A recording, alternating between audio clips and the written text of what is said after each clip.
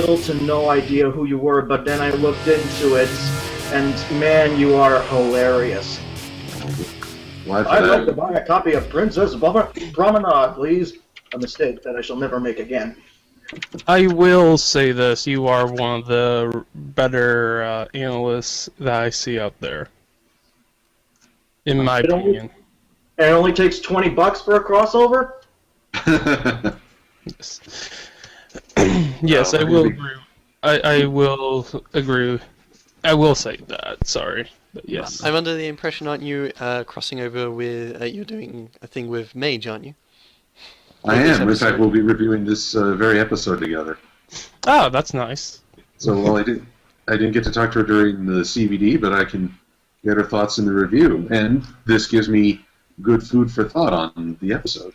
Yeah. Okay. Which episode are you reviewing next again? Well, I am literally working right now on getting Some Pony to watch over me done. I had to take a week off on account of finals. That was a... Oh yeah, you're still in you're still going through associate's degree, yeah. So yeah. So that finals are finalized at least for another week. I'm about to drop a class. Speaking of me barely knowing you when I first met you, your joke about when I said that I call King Sombra my king, my lord, my master. You said you call him your 7-Eleven boss. I finally saw that review, and I get it.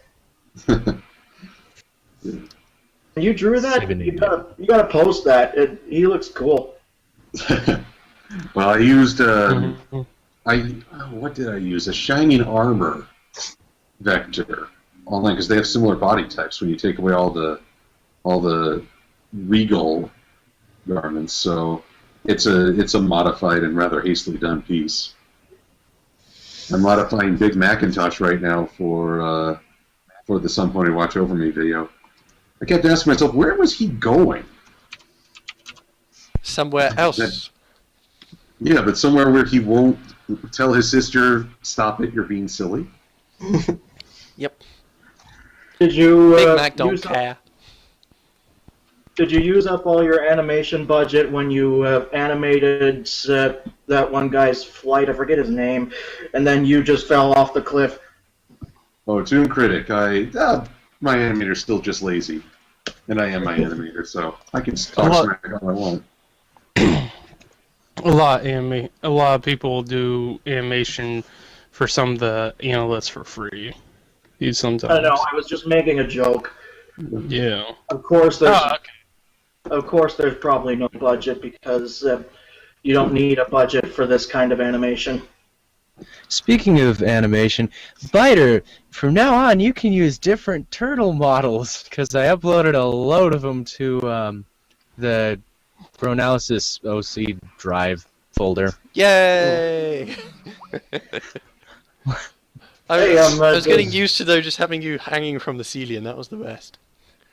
Is Looney friends with Tank? No. He doesn't like talking to Tank. He doesn't like talking to Bentley either. What's with him hating his own species? Oh, he just doesn't talk to Bentley that often. You know, first cousin twice removed. I know. You don't usually talk to those cousins. Not those cousins. He lives in California. California. California. I lived in San Fran for a year, so I have fond memories of the place, but I still laugh every time I think of that clip. You're not planning on Silver Quill. You're not planning on using. First of all, are we live? Yes. Yeah, Yes. we are. We are live. You're live. Have no idea how long though. Hope this doesn't happen again. Huh? Every week, as soon as his phone goes off. He's just that popular. Yeah. So, are you planning anything special for the review of... I know this is a little bit farther down your schedule, but are you planning anything special for the review of For Whom the Sweetie Belle Toils? Oh, that will be a collab with Golden Fox. I've actually got several collabs lined up. It just sort of snowballed on me. Are you going to be... That happens if Are you going offer to be, collabs. Everyone just jumps on the bandwagon, and then suddenly you got 8. Yep. Are you going to be using any audio from any Christmas Carol movies because the Fiery Joker beat you to it? Oh no, I'm going to instead. I'd like to use Dragon Ball Z Abridged. Tonight you will be haunted by 3 spirits, and they're all me. I didn't see that. I need to get into that series. Anyway, I never had a strong opinion on For Whom the Sweetie Belle Toils until I saw Josh Scorcher's review, because it just reminded me that I do not really like the formula, the part of the formula for the Christmas Carol that deals with the future, unless it is done correctly.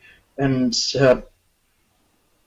I could see a few connections with his reference and what was used in the show as sort of mean-spirited, which kind of made Luna some... Okay, she dropped a lot on my favorites list. But I'm slowly getting over it. I just need to remind myself how awesome she is. Wait, you mean where Sweetie Belle's having this horrible vision, and she's screaming for Luna to wake her up? No, I think it's the future segment where it's like, this is the consequences of your sabotage. And it shows just Rarity's life going completely downhill and everything's ruined. I think that's part of it. And then she screams, "Wake me up! I don't want to see anymore." Yeah. I saw that as cruel and unusual punishment. What I question, though, is who's in the driver's seat in that scene? Is Luna? That's another gray area that I've been wondering too. A few of my friends said it was just Sweetie Belle overreacting to what she learned in the present section, and then projecting what could happen in her own mind. But I still have that hint of doubt that Luna was in complete control. I think Luna just left after she brought that one scene with the hat falling apart.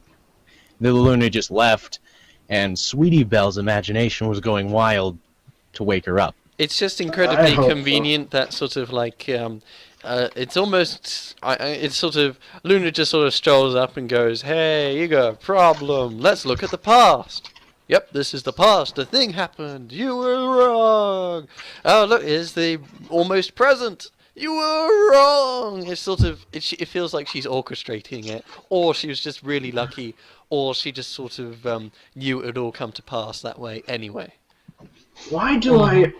Maybe it's my dark side, but why do I always feel so irritated when the analysts say that Sweetie Belle is in the wrong here? She is in the wrong.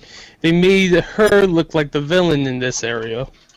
Well, there was one line Sweetie had that I thought, this is where you should have showed us and not just told us. That bit about the red ribbon army. No. The red ribbon thing, that could have been, if we'd seen that, it'd be like, okay, she's already frustrated with her sister. This is just sort of heaping over the boiling point. But as it is, that we're only told it, and when you tell someone, this character was mean to me, this character was so nice, it's not as impactful as actually seeing them. Yeah. So it's just sort of normal, and then she just turns to full-out brat at a drop of a hat.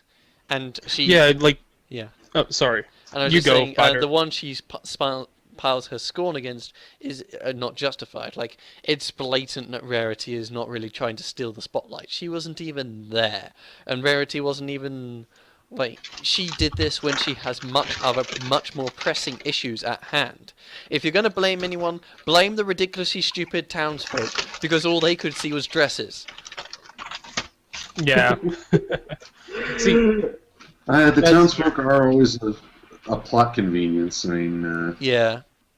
I made a roulette machine joke. Today's attitude is nice. Even Brawny made the connection that the play was probably like The Room. Oh, hi, sweetie pal. How's your singing life? Well, I always keep on wondering. I also wonder if they would have been able to know some other things because Sweetie Belle is supposedly good at music. It's been canon. That's been proven in season one of this series, and her being able to make music. I thought she probably at least put music in her play, but I guess she didn't. Or maybe, You know what I mean? or maybe when she said play, it was she's going to play some music, not play a play. Yeah. Still, how sad was it that none of their sisters got to go? Ah, that is bad. Well, Rainbow Dash is not her sister, but yeah, pretty much. It's very sad. Adopted. Yes. Kinda. We don't Sure. really know. They don't actually do anything with that, do they? Not yet. Hey. I mean, Not, You know. not too much. you've got two, maybe 3 episodes a season to focus on one character outside the group, maybe. So it's always sort of okay, would they tackle this next season, or should I just sort of chuck it in now?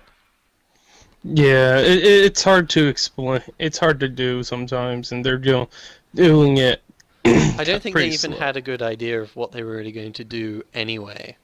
It's just the CMC and the main 6 sort of often stand apart, and I don't know. We do have sister episodes, I guess. Like with the Some Pony to Look Over You and Sister Who's Social and stuff. But even then, like, we haven't had a sister episode with Scootaloo and Rainbow Dash to really expand on that. And the relationship between them is very dependent. Like, Scootaloo is just super obsessed with Rainbow Dash, and Rainbow Dash has sort of just inflated her own ego, and they really haven't done anything with that. It's just Scootaloo hanging on to the tail of Rainbow Dash is sort of how their relationship works, and it's kind of just they haven't. It's nah. I can see why they didn't really think about it. Yeah, I can see what you mean there. Hey, It's like can making someone- Twilight a princess. You know, they've done the change, and then they kind of didn't really do Forgot it. anything with it. Yeah, like Discord's reformed, but he only really sort of came back for 2 episodes this season, and he's just sort of doing shenanigans the same as ever. Wasn't it Kind of going off topic, without spoiling too much because I haven't gotten that far yet, could anyone please summarize what the purpose of the Nightmare Forces is? Oh, from the comics? Yeah. Comics. They needed a villain for the comics, and They're wibbly wobbly Apparently dark they- stuff. Is that? That's Wibbly hopefully not a wobbly, spoiler. No, no, I mean- timey-wimey stuff. Oh What yeah, is- What is their motivation? they were supposed to the first thing they got Rarity, and made her into the evil. Yeah, I saw that much in the fan art. They did that, but the other thing that they did, it was like they were supposed to take over or something like that, and I think they were just bored. yeah, They- yeah, there's nothing to do up here. You Yeah. watch Yeah, they Moon were on the Rocks. moon. yeah, and then townsfolk just took them out. They're the Well, souls wasn't of all the it- ponies who tried to oppose Celestia and Luna's trolling. Like, Celestia trolls with people who are using her powers, and Luna just comes into people's dreams and trolls them too. Yeah. I know everything you're thinking. We of Celestia and Luna have both the thought police and the actual police to bring down any dissidents. Dictatorship. Yep. Truth be told, I didn't really go for the Nightmare Rarity arc because right off the bat, it's like you guys are just inventing this stuff, and it doesn't really fit with the show. It actually sounds very interesting to me, which is why I was a little bit I was a little bit off-put or rubbed the wrong way when Ink Rose said that the Nightmare forces were sort of pathetic, because okay, you go first. No, you keep on going, and I'll tell you why. On the cover, they seem like my sort of thing, dark forces that were the cause of Luna's turning to Nightmare Moon, that might actually be a big threat. I'm just a sap for dark forces like King Sombra and such. Mm-hmm. Reason. Yeah, on Silvercore's point before it's too deeply forgotten, I think I wouldn't say it's completely out of the blue, at least from someone from the fandom, just because so many people had the headcanon about Nightmare Moon's transformation to that and back must be due to some unknown force that could return at some point. It has been something that's been handled around by the fandom for a while, so for me, I didn't find it so out of place, because I've heard that recounted so many times in so many headcanons before I saw the comic. As have I, but I never really liked that idea. I agree. I never liked it either. But wouldn't it be would it make Luna more innocent if it wasn't her doing? Well, that's just it. I don't want her to be more innocent. She learned a hard lesson by making a mistake. Yeah, and we are, even though it wasn't transitioned to the final product, but we see in the animatic that her transformation was full of fear, like she wasn't controlling it. Well, the thing is that this one thing is that a lot of people could have said is that the release of the darkness could have been also like the darkness could have been leftovers, like when she was on the moon. Since she was on the moon, the darkness was the energy and the darkness that was flowing out of her during the time. And since she's not Nightmare Moon, most of the darkness was up there, and that's why it was like that's why it was a being and needed another leader for it, and that's why they got Rarity and became Nightmare Rarity.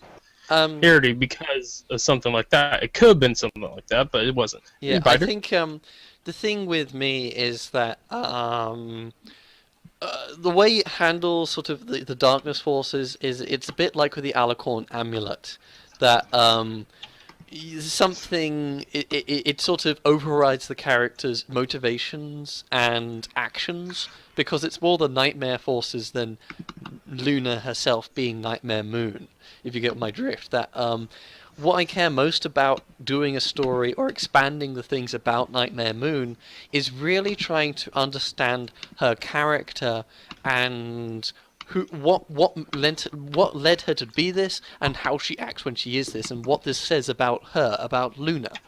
And sometimes I think like this kind of thing doesn't always interest me, because it's just always sort of waving a magic wand with a Deus Ex Machina device. I mean, there are some angles of Nightmare Moon that is often forgotten by the fandom because we're so focused on the whole darkness aspect, that I did find interesting in her original depiction. Did anyone notice that she was like quite a, interestingly, quite a pacifist in some regards?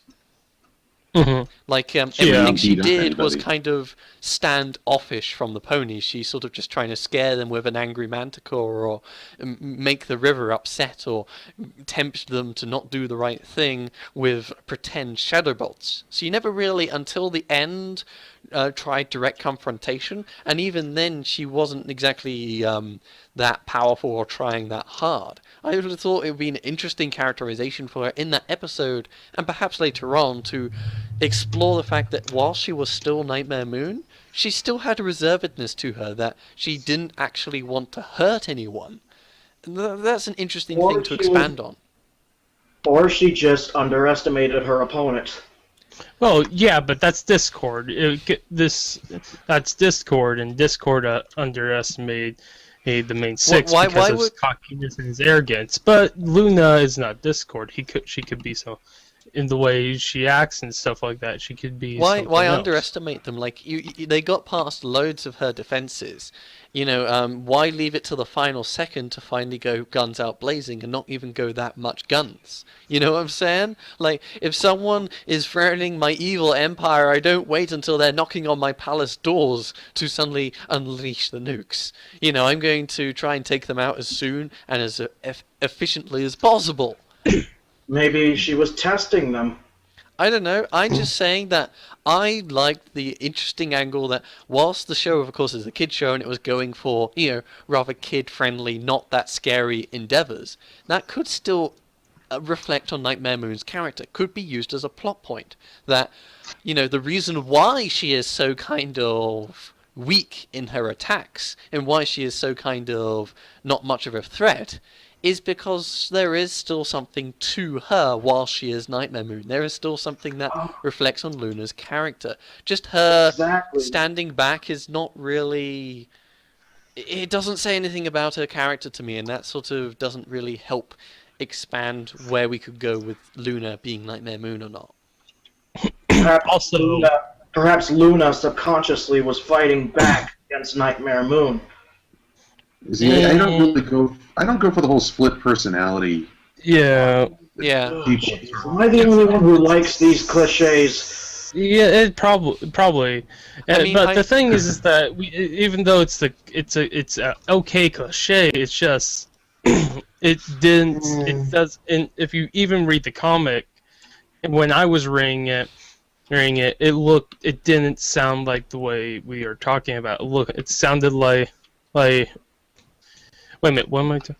The Nightmare Forces take over Rarity for the most part, or she's a different character for the most part. Yeah. The Nightmare Rarity isn't really Rarity other than, the QT mark and the kind of the main. Also, the reason why the darkness things were pathetic is because townsfolk defeated them, and that's all. Yeah.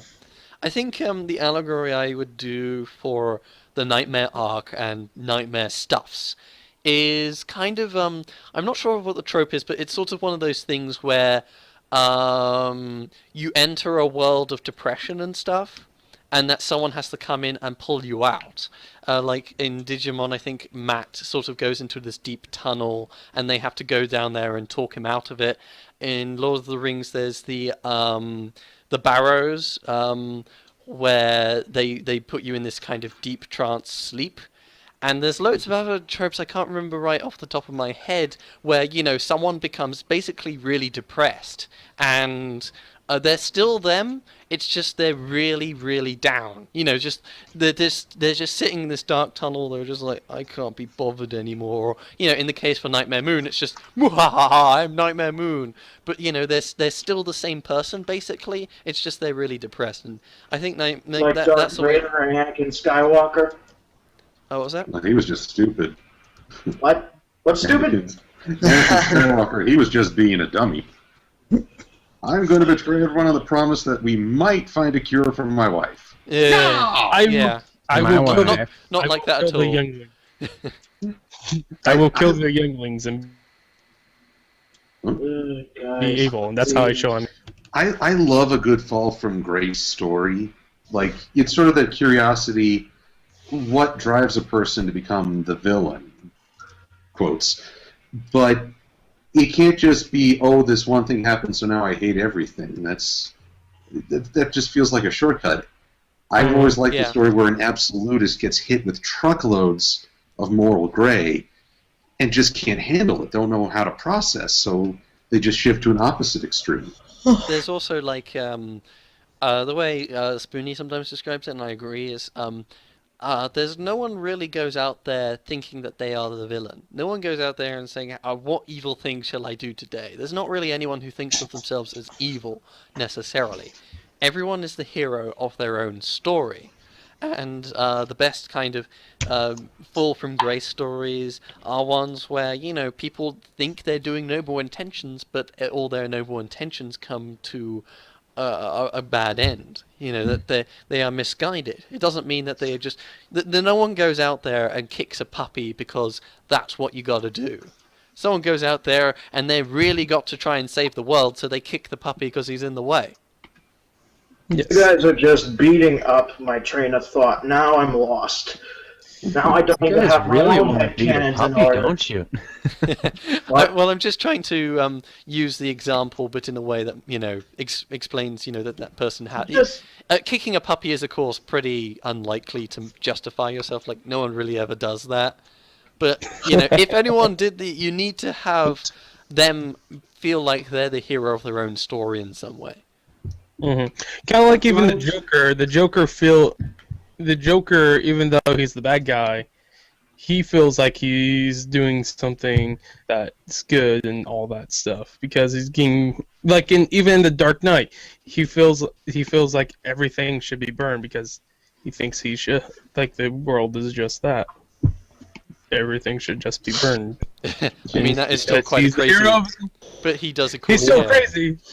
Yeah, but he still thinks he's doing good. He still thinks he's doing good things. Yeah. He's showing people their real selves. Yeah. Whenever I'm trying to make connections between the show, the better one is Two-Face. That's the better one. I shouldn't be using Joker. I should be using Two-Face in that movie. You know what I mean? Oh, Harvey. I never saw it. Dark Knight. Never Yeah. saw it. I was Two-Face was in the Joker, was in the movie where the Joker was. Yeah. But yeah, he goes around and he flips the coin if he's going to kill somebody or not, and if he's going to kill somebody, he still thinks he's doing a good thing if he's going to take him out because he's leaving it all to chance, basically. He's putting all his guilt and whatnot behind chance. He's just like, I'll let the dice decide your fate, which is a really cruel but interesting way of dealing with people. Yeah. But here's the best thing about it. During the whole entire movie, I was like, why did Joker do that? And I had to reverse to the part when Joker and him were having the gun against his head. He had his hand on the part where when you pull the trigger, it hits the part, I forget what it's called. Oh, it hits the part and it shoots the bullet. He has hand on it that stops the bullet. Yeah, the hammer. He had his hand on the hammer so the gun wouldn't fire. May we please change the subject because I'd like to keep my headcanons intact. Sorry. Right now they're let's all go in disarray, so I have to reformulate.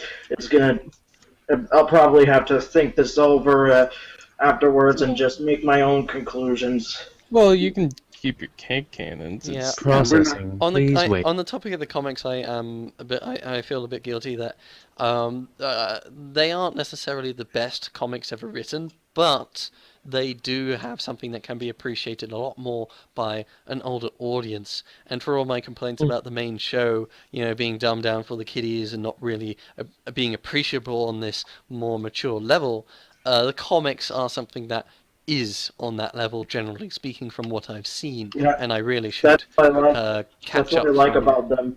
Even though I've only read the first 2 volumes, I bought the third, but I've been on a comic hiatus.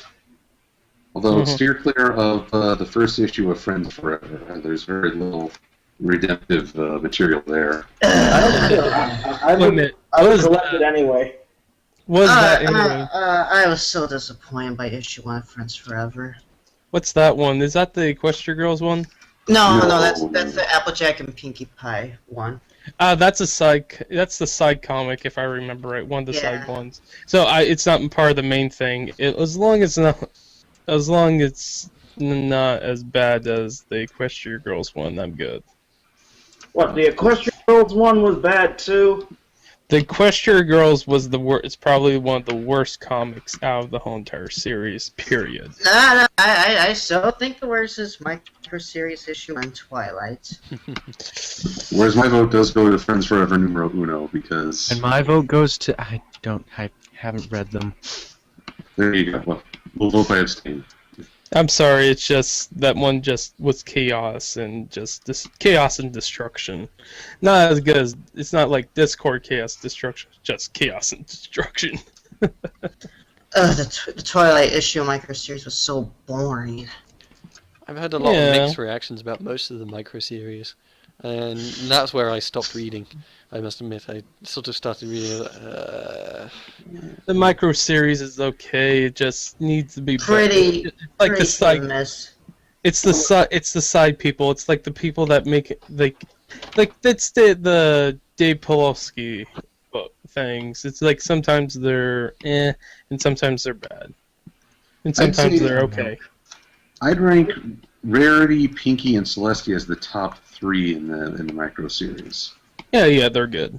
Vying very closely with Luna, which was just funny, not really character insight, but funny.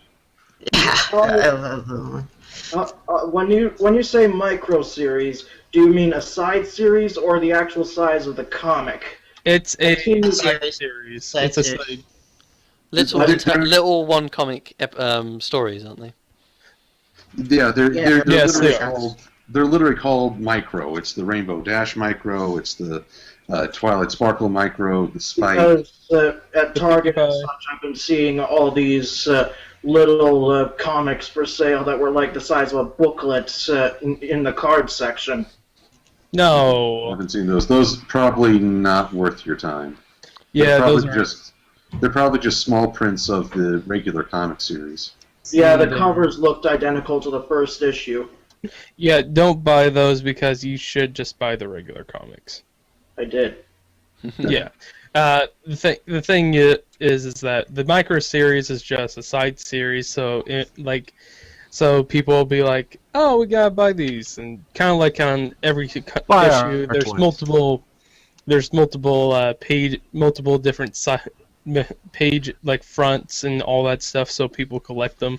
And the side series is just like, hey, this is my favorite character, and it has it has Rainbow Dash, oh, it has Rarity, oh, it has Fluttershy, ooh, this is my favorite character. I'm just going to read this because, you know. The Friends Forever one has a more interesting concept. Concept, but execution is always the hard flip side of it. Yeah. I really liked issue 2 and 3 of Friends Forever. Oh yeah, those I thought did a much better job. It's just numero uno. I haven't seen Friends Forever. Wait a minute, which one was Friends Forever? Friends Forever issue 2 is the CMC and Discord, and issue 3 is Celestia and Spike. Yeah, I haven't seen those, so yeah. Talk about odd couples. Yep. But how to describe? I mean, the first Friends Forever is a baking contest in which Applejack and Pinky are participants, unwilling in some cases, and it just sort of, it's all the little logistic plot holes that trip it up. And let's not forget the Fluttershy recolors in that issue. Oh yes, that never. It doesn't go well with those fan-made OCs. It's not going to go well in a comic either. Yeah. I would like to see one of those friendship series just be Spike and a copy of Spike. What would two Spikes do if they were interacting with one another? That would be actually quite interesting. Two Spikes at the same time? Yeah.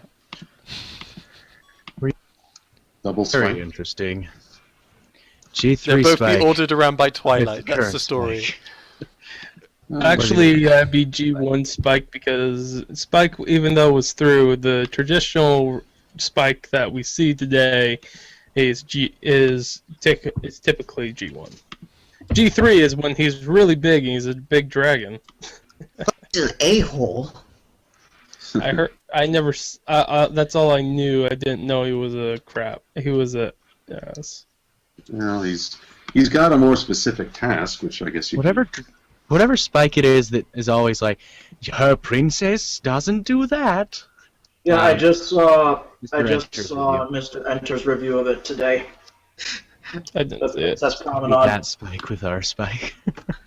I love that bit where he's trying to kiss Pinkie Pie. He's like, does Rarity know you're trying to kiss one of her best friends? Did Rarity even exist in G3 when Princess Promenade was made? Oh god, yes. Did Rarity exist? Before that movie came out, I think he's trying to say. I mean, some of the characters, I don't really have the timeline of G3 because never bothered to look it up, and the order of Mr. Enter's review of G3 haven't really helped either because they're all scrambled. Anyway, I didn't see Rarity in Princess Promenade, but I saw her in Very Minty Christmas. that too. I was thinking of the.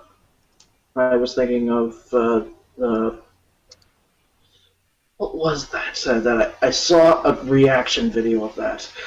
I have no idea. Oh yeah, the looking for the starlight of rainbow light something. The 12 castles. Fun fact: G3 Fluttershy isn't in any of the movies, the G3 movies. Special number. She's escaped untouched. Hurrah! Yeah. Huzzah. For the longest time, I was. Well, never mind. That's not worth mentioning. Okay. It was just about. Okay, I'll say it. For the longest time, because I once again wasn't well educated with G3, I thought that Pegasi didn't exist in G3 until I saw Butterfly Island. At least a review of it. I can watch the thing full blown if I wanted to because I've grown a little bit of a tolerance for G3, but I do not affiliate with it. Well, the joke is G2 didn't have any mystic anything mystical, while G3 didn't have any boys. You know what? Maybe. Well, which is kind of funny. G3, not any boys that I know would ever watch it, but in G4, there's actual boys, and boys are watching it. And yet the boys don't really do anything in the show. I know. I still love when Shining Armor declares, I have to find the Crystal Heart, and Twilight's like, nah, my job. Crystal Heart reminds me of Paper Mario: The Thousand-Year Door. Although I'm actually looking forward to seeing them team up in the Friends Forever comic. Yes, next issue. Yeah. Is, I can't. You keep on talking. well, yes, I do. I always keep on talking. I'm a It's rambler. okay. But I just like that Shining Armor might actually get to do something, which is so critical to actually liking a character. They have to be an active participant in the story. Yeah, my friend.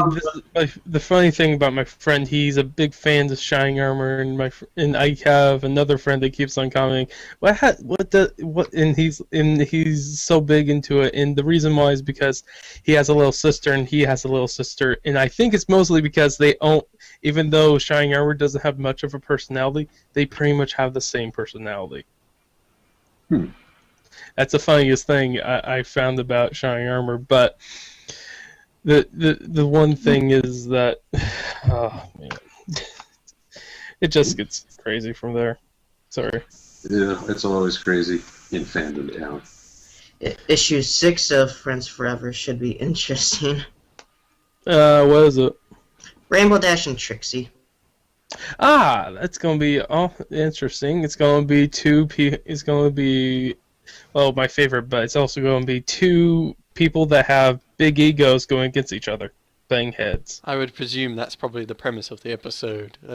Yep. Yeah. Oh, the comic. I don't want to spoil it for people because the initial summary sounds kind of weird on Trixie's part. I've also read the original summary. Well, after the CBD, if you're still here, I will ask you if anybody else here doesn't mind it, but since we're streaming, not right now. Anyway, Silverquill, going back to your work, when I first watched Bats and Rainbow Dash was panicking about the no cider thing, I actually went continuity. Yeah, I do enjoy that joke. I'm almost sad that I feel like it's run its course at this point. Because every episode's trying to say, we have continuity. We just don't have an overarching story, I guess. Yeah. Well, And I speaking, think they could do a lot with MLP. They just don't. The thing is that they don't have a vision exactly what they're doing. They don't have a person that has sit down and go like, this is what we're doing, this is what we're going to do, and we're going to go from here now. And then they don't, and they also it's just and they also don't know what to do with the world they did. They're not building up continuity. They're not building up the world. They're not really, because they have their characters. They have character interaction. They have that. They need to build up the world more. Make them do. There's more stuff that they can do. They need to do certain things. We have our character interaction. We just need to get more world building and stuff like that. And if they're able to do more and get more things in there, they could probably do some more things. It's just they're just not thinking out of the box right now. Uh-oh. I hear a microwave, so if I cut out, I'll try and get back on. Okay, man. But that's what I'm saying. But what were you going to say? Well, I think this is something that came up during the CBD broadcast as Biter and I talked about Applejack in the episode. The overarching idea. I don't think even Lauren Faust really knew where this show was going beyond the first season. People have asked her, why did Celestia test Twilight with a dragon egg and all that? And her answer was, I don't know, she's just smart. She just did. So I don't think there was ever really a goal for an overarching plot. Well, that's why that's kind of sabotaging things right now. Because we're 4 seasons in. Well, yeah, and that's that a lot of people that make content don't know exactly what they're going to do with it. They just go by what they're going to do and stuff like that. But get the show off the ground and think about it. How you're going to spread it out later when you actually know you have a later to make. Yeah, and that's what was the main thing. And now she's not working on the show, but if you go to her and if you go to what she had for ideas, she had tons and tons of ideas. Yeah, like she wasn't going there was a lot of things that she was going to do. Like season 3, she said that's when she was going to actually talk about the elements and stuff like that. Not get rid of them, but actually go more in depth in certain things and stuff like that, and still expand the world and stuff like that. And because she was more onto the adventure side than the actual relationship, the slice of life side in certain ways, and she was going to do certain things about it. And she was going to go more deep into Celestia and Luna's backstory. Then they were going to go into their parents and going to go into more of the backstory of the main 6 and how they did certain things and stuff like that. Yeah, as always, it's ideas she has boiling in her head, and it's really hard to say. The thing is, of course, Lauren's original vision, or whatever you want to say for the show, is, of course, even when at the very beginning she had to interact with Hasbro and make the first few episodes and start off the show, that Hasbro very quickly asserted a type of thing that they wanted, and she tailored her vision towards it. So, we don't want to imagine that, season 1 is all Lauren's doing. It's a lot of Lauren compromising for Hasbro. There's 2 sides to this story, which is quite hard to describe. And, she also has all these plans, but, when it comes around to doing them, how is she actually going to do them? How is she going to think them? How is she going to implement them? One can have brilliant ideas till the cows come home, is actually implementing them. I think yes. It's really hard to say something about Lauren's involvement. What I could say, I guess, is Lauren has worked on several shows, and her involvement isn't necessarily a sign of supreme quality. If you think back to the Elements of Harmony and Ticketmaster, they aren't necessarily actually the best episodes, and those are the ones she wrote herself. You know, Actually, the Ticketmaster was written by somebody else. yeah, okay. Written No, it was written by Lauren Faust and Amy Keith and Rogers. yeah. She's involved in the writing on that one, but it's not. It was. It's not exactly those aren't exactly the show at its bestest, is it? I think. Yeah. Yeah, the show is always sort of. I think.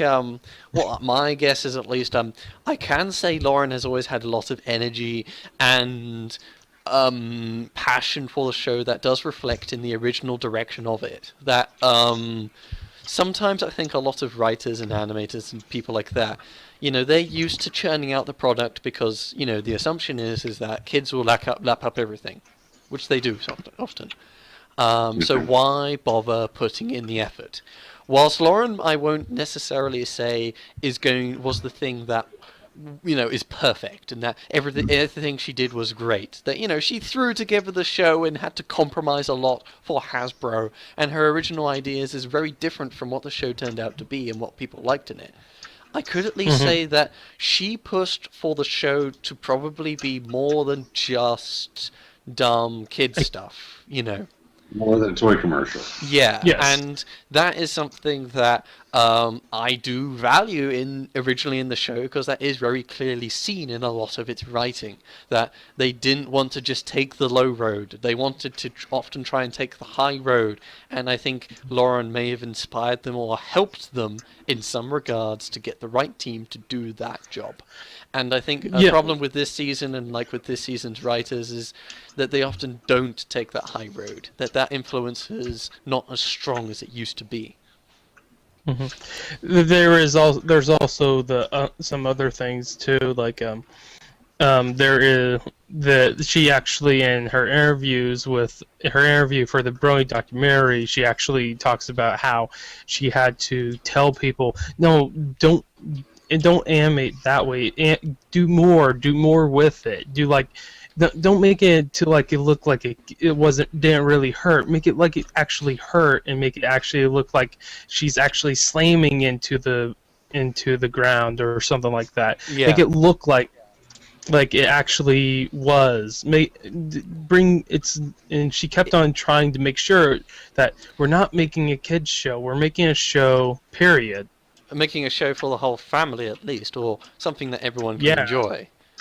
I think she only wanted sort of, you know, the young girls and their parents, like the mother at least, or the father, I guess, to enjoy the show. She said she wanted the mom, she wanted the girls, but she also wanted the parents, both the mom and the dad, to actually sit down and to enjoy the show.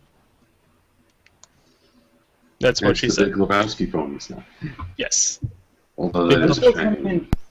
I'm still coming in clear to you guys, right? Yeah. Odd. And I've been hearing microwave noises for about 5 minutes and still no interference. I have no idea if it's you have a little, yeah, now you're getting. I keep hearing it. At the moment, my mic is acting up. I might be producing some noises for you guys. It's making clicking noises because. Oh, that was you. Yeah. I have.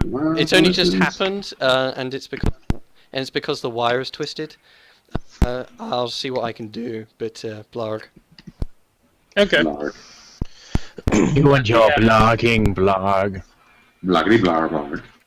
Yeah, but it's kind of like it kind of seems to me it's like a loss in some ways, and I'm hoping that we don't end up like Lost. It's kind of like they have all these they had a premise and all that, but they just don't know how to go on with it. Like they kept on adding new ideals and stuff like that, and certain things they just don't know how to move on with it.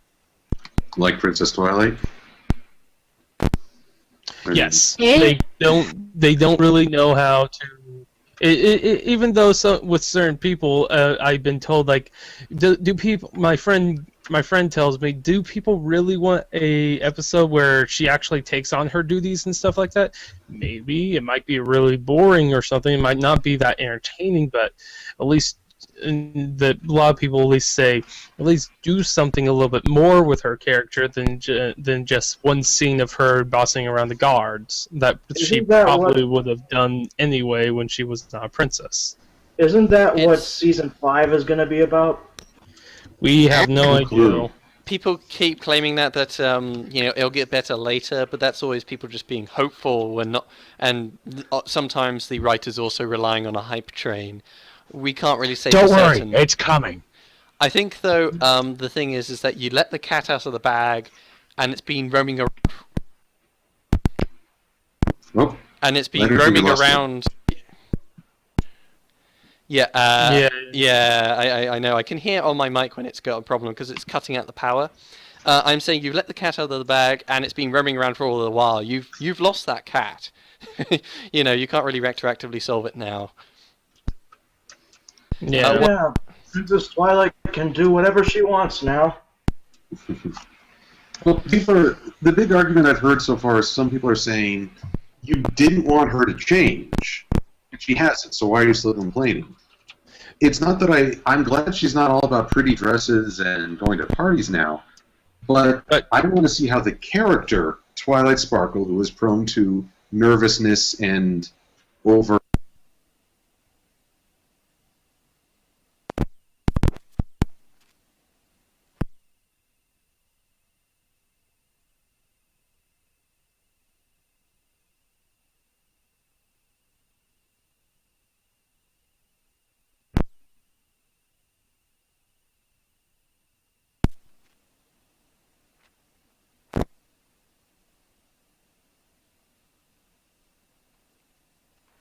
I've lost.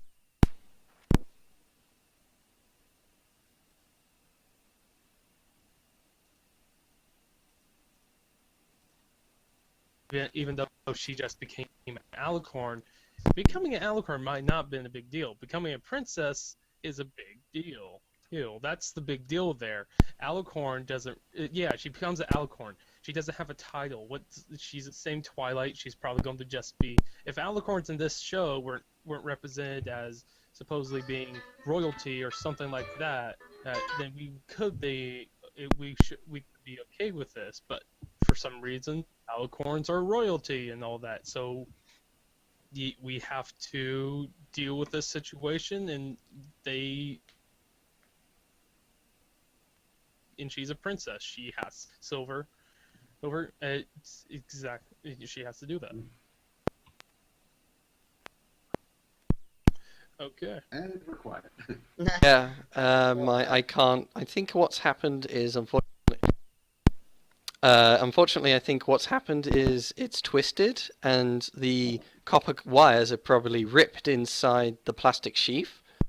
Oh no. Which means probably, I can push it so sometimes they're all connected, and then if just a slight movement happens, it disconnects, which is really annoying.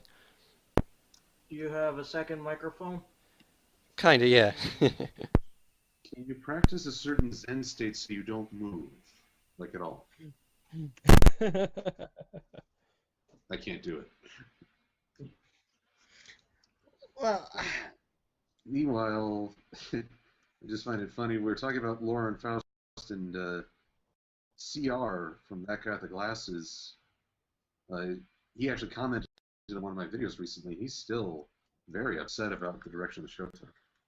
Oh, that's sad. Yeah, I get.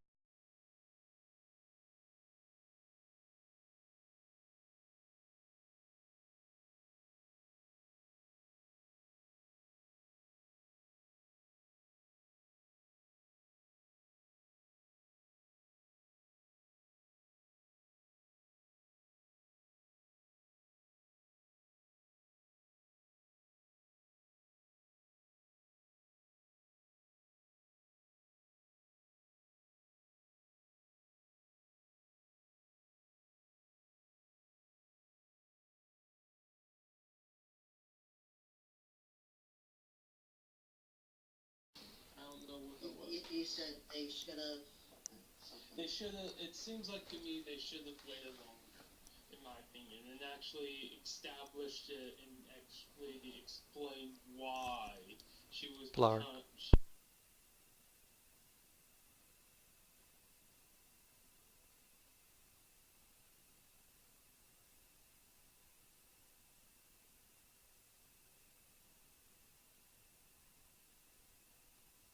For some reason, yeah, she becomes Alcorn. Of course, I'm here, Echo. Yeah, this is my other mic that will create an echo, I think, but at least it isn't requiring me to hold deadly still with a wire. Yeah. I'm not Well, sure. that's the... I might have another one, but yeah, I haven't got that many options.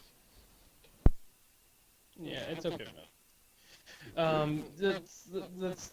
That's the problem, though. It's mainly because they didn't set it up and they didn't real. It was just like out there. A lot of people say yes, they slowly build it up and all that, and nobody seen this and all that.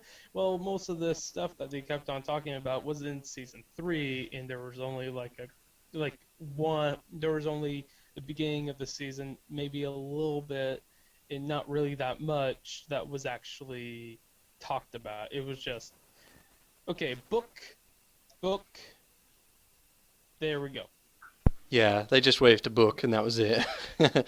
And one can read any pattern they want to, but I don't really like the reading of Twilight having learnt all these lessons and gained this final supreme giant ascension. It's not really exactly that subtle. It kind of brings down the show a little bit. In some people's eyes, it does bring down the show because all this was so she became a princess. Is patting themselves on the back when it's for the wrong reasons for me. Yes. This character has had development, therefore she is awesome. Mark II. So what were you going to say, Silver, before I interrupted you?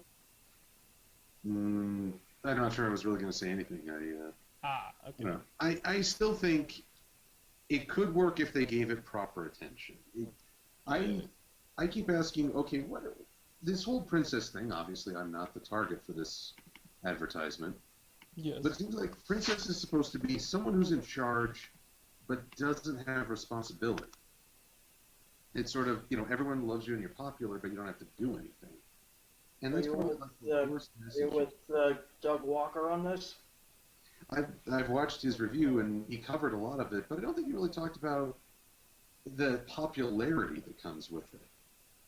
Yeah, I think the popularity was a weird thing. But the thing, I will agree with you. If they actually tackled it and actually took a hold of it and actually took it and used it, I just used 3 things in a row that were pretty much the same thing. That was weird. But yeah, if they actually did something with it, it would be okay, in my opinion. It would have been like, okay, all this stuff, and you actually talked about it, and you actually took a hold of it. There we go. We're good. But they haven't really took a hold of it, and it seems like Twilight's, she's the same Twilight as always, but she's an Alicorn princess, and she doesn't really have anything to do. I don't really care about some of these, what I consider small stuff that sometimes I see the fandom taking a bit too seriously, unless the show hits me on a personal level or something, and they screw up. I don't really care if an episode is boring or doesn't go anywhere. I just kind of go with the flow.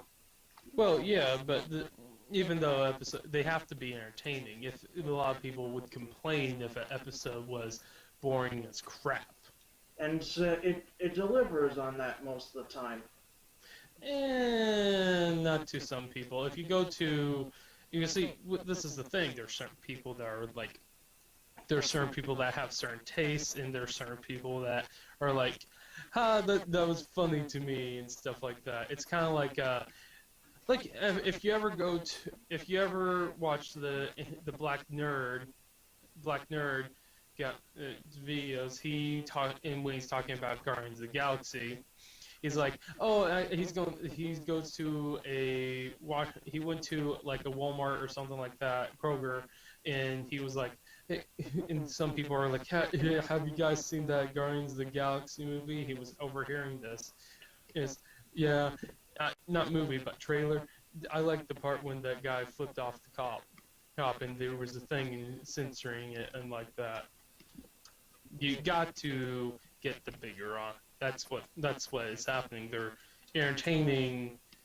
It's I think they're it's kind of seems like they're entertaining that audience instead of even though it's really not, it's really big and you can be you can get a lot of money from that.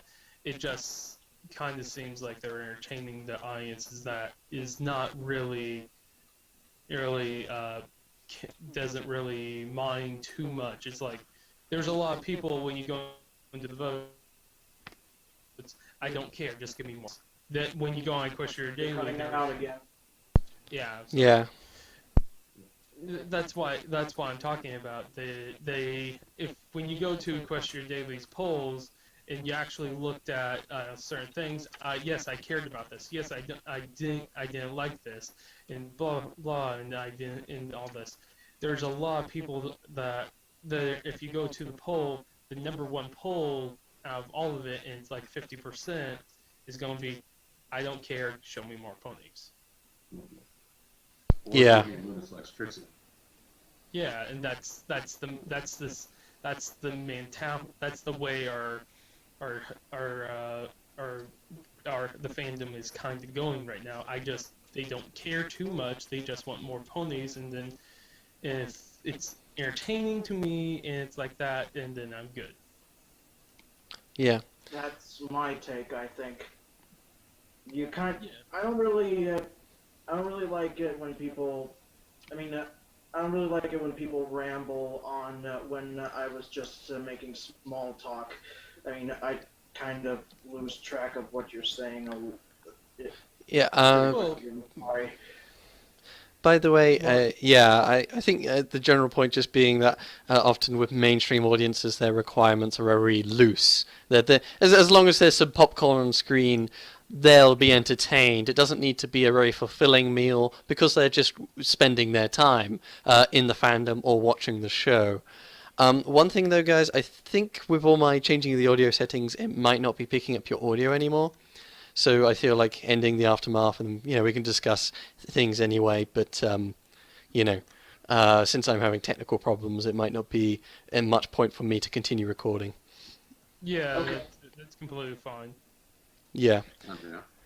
All right, that was a Capacity Bronies discuss episode 66. Sorry for my mics kind of sucking or dying there.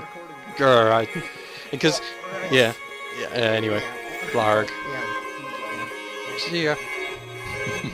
Bye. Bye. Dear Princess Celestia, I have learned a very valuable lesson about friendship.